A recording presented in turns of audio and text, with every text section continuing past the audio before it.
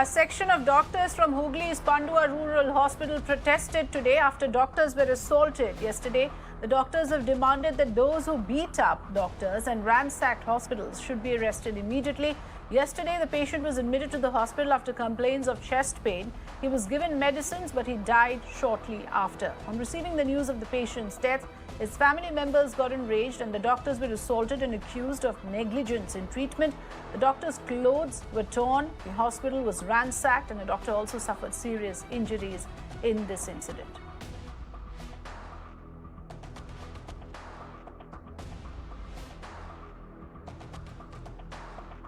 Well, information coming in from Hooghly in West Bengal. A section of doctors of the Pandua Rural Hospital protesting today after doctors of this hospital were assaulted. The doctors have demanded that those who beat up doctors and ransack hospitals should be immediately arrested.